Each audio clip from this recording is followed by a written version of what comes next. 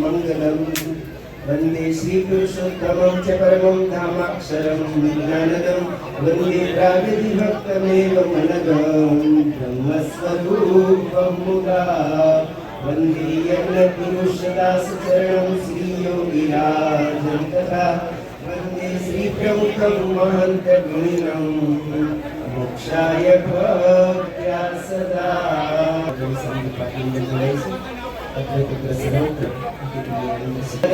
शांति वनस्पतयः शांतिर्विश्वे देवाः शांतिर्ब्रह्म शांतिः सर्वभूत शांतिः यतो यतः समीहसे ततो निरन्तन्न आसुवः शांतिः शांतिः शांतिः यजमान भावे शक्स्तो स्वस्तितिलकं विदद्यात् ये ત્રણ તો બરાબર ત્રણ ગયા એટલે તારા પૂરા થયા એટલે એ દૃષ્ટિથી હવે આ સત્ય ઉપર જે ધર્મ રહેલો સારો કે બધા તત્વે ધર્મનું સ્વરૂપ હતું અને હવે એ પગ તોડવા માટે પણ કલયુગ તૈયાર થયો છે એટલે રાજા પરીક્ષિત એને મારવા માટે તૈયાર થયા એ શરણે આવી ગયો અને શરણા કરતા રાજાઓ મારતા નહીં એટલે કે તું મારા રાજ્યમાંથી નીકળી જા તો પછી કે તમારું તો આખું ભૂમંડળ ઉપર રાજ્ય છે તો સમુદ્ર જ છે તમારે મરવાનું નથી પકડવાનું પછી કે હું તને 5 સ્થાન આપું છું ત્યારે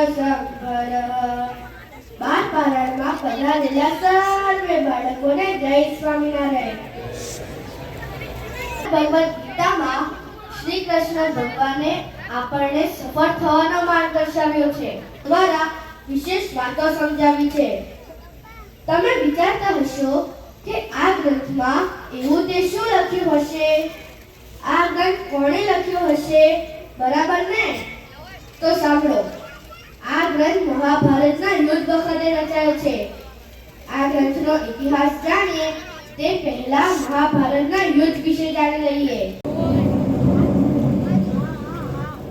હા હું કેમ કરીને શસ્ત્ર ઉઠાવીશ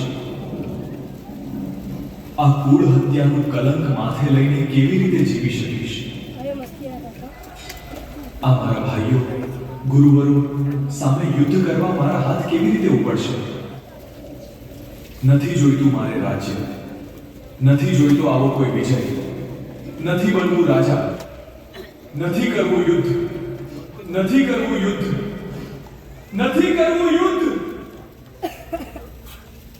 ભાઈઓ એટલે કઝિન બ્રધર સાથે યુદ્ધ કરવાનું વડીલો સામે ગુરુ સામે યુદ્ધ કરવાનું અર્જુને ભગવાન શ્રી કૃષ્ણને કહ્યું કે હે પ્રભુ હું આ નહીં કરી શકું મારાથી આ નહીં થાય આ યુદ્ધ કરવાનો કોઈ અર્થ નથી અર્જુન જેવા મહાન યોદ્ધા યુદ્ધનો સમય પાણીમાં બેસી ગયા એટલે યુદ્ધ કરવાની ના કહેવા લાગ્યા કારણ એક જ છે હૃદયની દુર્બળતા તો મહાભારતના ભીષ્મ પર્વમાં આવેલો એક અંશ એટલે શ્રીમદ ભગવદ ગીતા તેમાં કુલ 18 અધ્યાય અને તે 18 અધ્યાયમાં 700 શ્લોક સમાય છે.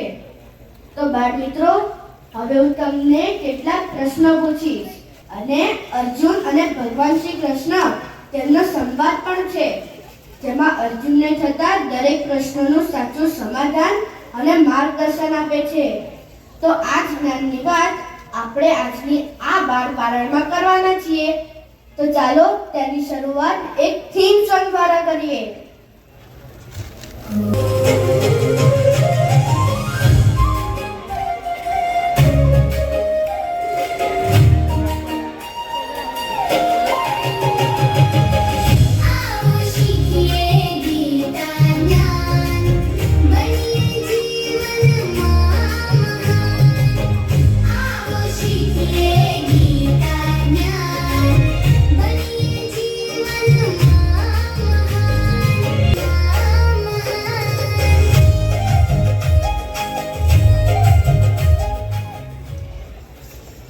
મિત્રો, શ્રીમદ ભગવદ ગીતાનો ઉપદેશો આપણને આ વાત પણ આપ સૌ મારી સાથે બોલજો.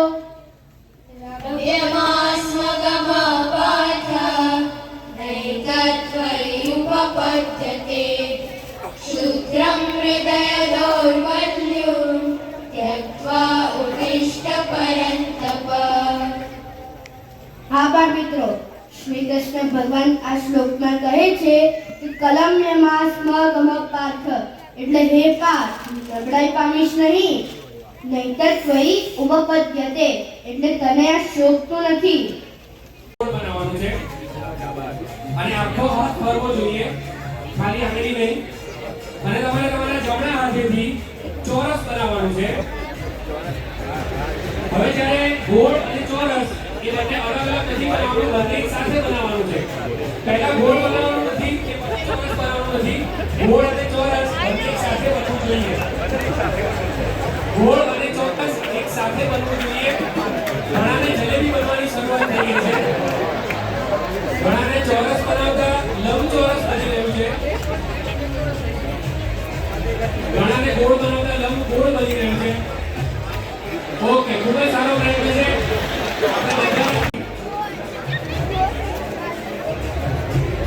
ખૂબ સરસ. બધા હરિભક્તો માટે આપણે ફરીથી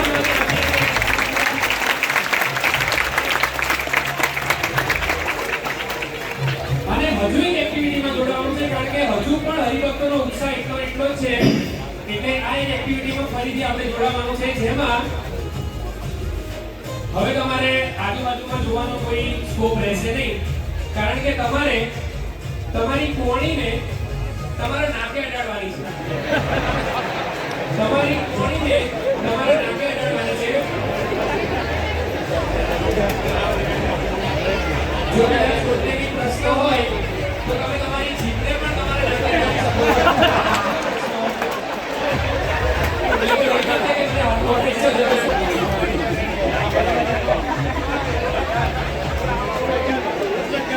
ખૂબ જ સારો પ્રયત્ન છે. બધા જ હરિભક્તો માટે આપણે ફરીથી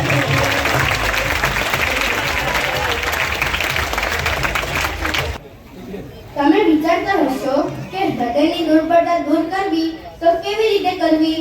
તો ધ્યાનથી સાંભળજો. હૃદયની દુર્બળતા દૂર કરવાનો ઉપાય છે આત્મવિશ્વાસ, કે મારાથી થઈ શકે છે, હું બધું જ કરી શકું છું. શ્રીજી મહારાજે કથા મધ્યના 33માં આવી જ કંઈક વાત કરી હતી. તો બોલો છો મારી સાથે. સ્વામિનારાયણ હરે, શ્રીજી મહારાજે વાત કરી છે. સ્વામિનારાયણ હરે, શ્રીજી મહારાજે વાત કરી છે. મનુષ્ય દેહ કરીને ન થાય એવું શું છે? મનુષ્ય દેહ કરીને ન થાય એવું શું છે? જે નિત્ય અભ્યાસ રાખીને કરે છે તે થાય છે. જે નિત્ય અભ્યાસ રાખીને કરે છે તે થાય છે. હા બાળ મિત્રો, શ્રીજી મહારાજ કહે છે યોગી પોતાના પરિવાર સાથે એ બીજા માળના એક ફ્લેટમાં પોતે રહેતો હતો. 5મી એપ્રિલ 2019 નો એ દિવસ યોગી માટે કાળ બનીને આવ્યો હોય એવો પુરવાર થયો. બન્યું એવું કે યોગી સવારે એ પોતાના ફ્લેટની એ જે બારી છે, અહીંયા આપણને સ્ક્રીન પર દેખાતી હશે, એ બારીમાં પોતે રમતો હતો. હવે 2 વર્ષનો બાળક અને કંઈક શરતચૂક થઈ હશે અને બીજા માળની એ બારીમાંથી આ 2 વર્ષનો બાળક નીચે પડી ગયો. હાજર હતા એમને એક વાક્ય કીધું કે જો 72 કલાક સુધી યોગીના શ્વાસ ચાલશે તો જ એ જીવી શકશે, બાકી અમે કંઈ જ નહીં કરી શકીએ. જેવું આ વાક્ય બોલ્યા એટલે પરિવારના દરેક સભ્યોના હૃદયમાં ફાડ પડી અને તાત્કાલિક મહંત સ્વામી મહારાજને ફોન કરવામાં આવ્યો. સ્વામીને બધી વિગત જણાવવામાં આવી. મહંત સ્વામી મહારાજે આશીર્વાદ આપતા એટલું કહ્યું કે યોગી જેવો હતો એવો થઈ જશે. એટલે બધાને થોડી ધીરજ આવી, પરંતુ આ બાજુ ડોક્ટરોએ વેન્ટિલેટર ઉપર આ 2 વર્ષના નાનકડા બાળકને રાખ્યો અને બધી તપાસ શરૂ કરી. 72 કલાક તો શ્વાસ તો ચાલ્યા, બધાને ચિંતા થોડી ઓછી થઈ, પરંતુ 8 દિવસ સુધી એ યોગી પોતે બેભાન જ રહ્યો. હવે જ્યારે એક્સરે ને બધું તપાસ કર્યું ત્યારે ખબર પડી કે યોગી જે 25 ફૂટ ઉપરથી પડ્યો હતો, એટલે એને જે માથાનો ભાગ હતો એમાં જમણી બાજુની ખોપડી સાવ છૂંદાઈ ગઈ હતી, ભૂલી જતો. જ્યારે યોગીને સ્કૂલમાં બેસાડવામાં આવ્યો ત્યારે ટીચર્સના કમ્પ્લેનના ફોન આવવા માંડ્યા કે યોગી कुछ मेमोराइज नहीं कर पाता, वो बच्चे के साथ पढ़ नहीं पाता, वो आगे कुछ नहीं कर पाएगा. આવા બધા ફોન કોલ્સ એના માતા-પિતાને આવતા ત્યારે બહુ જ ચિંતામાં એના માતા-પિતા દેખાતા. આત્મવિશ્વાસ હોય અને પુરુષાર્થ હોય તો શું ન થાય. યોગી મંડ્યો અને જે ટીચર્સ ના પાડતા હતા, માતા-પિતા ના પાડતા હતા, એ બધાની વાત ખોટી કરીને યોગીએ એવી મહેનત કરી કે 4 મહિનામાં તો એને સંપૂર્ણ 315 સંસ્કૃતના શ્લોક બોલી. અને આપણા માટે બીજી ગૌરવની વાત એ છે કે એ યોગી કાપડિયા એટલે આપણો અમદાવાદનો જ બાળ વિદ્વાન અને અહીંયા અત્યારે આપણી સાથે ઉપસ્થિત છે. એના પુરુષાર્થને, એના આત્મવિશ્વાસને વધારીએ.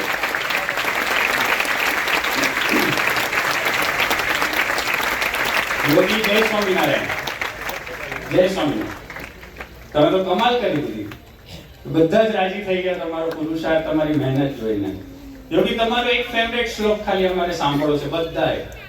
ભૂતપ્યજ્ય ભવેત્યજ્ય દેવાગ્રી ભવિષ્યતિ સર્વતન્મૈતાર્થે સ્વામિનારાયણાક્ષયાત. અર્થ શું થાય આમાં? આ શ્લોક તમે બોલ્યા એટલે કે જે થઈ ગયું છે, જે થઈ રહ્યું છે, જે કઈ આગળ થશે એ સ્વામિનારાયણ ભગવાનની ઈચ્છાથી થશે. એ મારા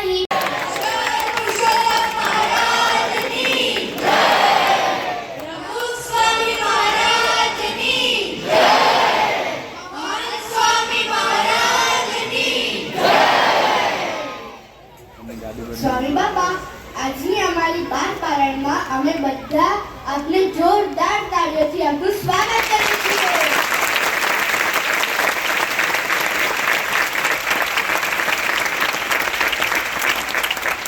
સ્વામી બાપા, આજની અમારી આ જે 12 પારાયણ છે તેનો થીમ છે શ્રીમદ ભગવદ ગીતા. તો સ્વામી બાપા, આજની અમારી આ જે 12 પારાયણ છે તેમાં આપ પણ અમારી સાથે જોડાઈ જાઓ.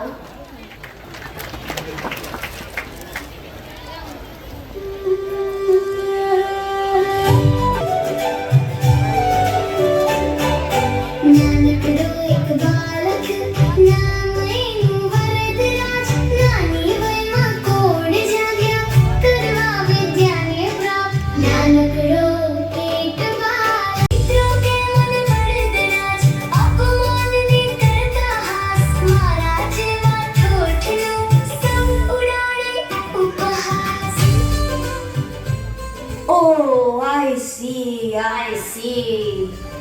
હોઠ બાળક પેનનો નંબર ક્યાંથી લાવી શકે? બિચારો વરદરાજ. શું નમાલી વાત કરો છો બંને જણા? રાખો મનમાં વિશ્વાસ, થાઓ ન કદી નિરાશ. વિકટ સંજોગોમાં પણ સફળ થવાની રાખો આશ. જુઓ, આ પથ્થર મને ઓળખ્યો? હું છું મન, આપ સૌનું મન.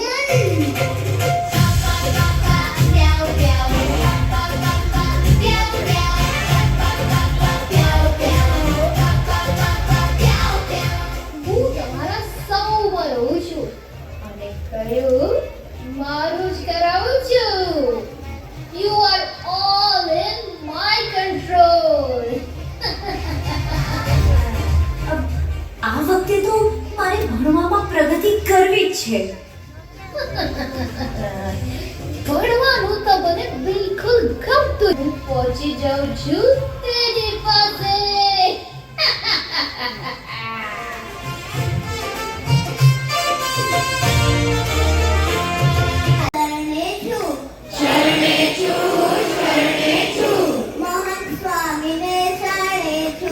મોહન સ્વામીને શરણે છું.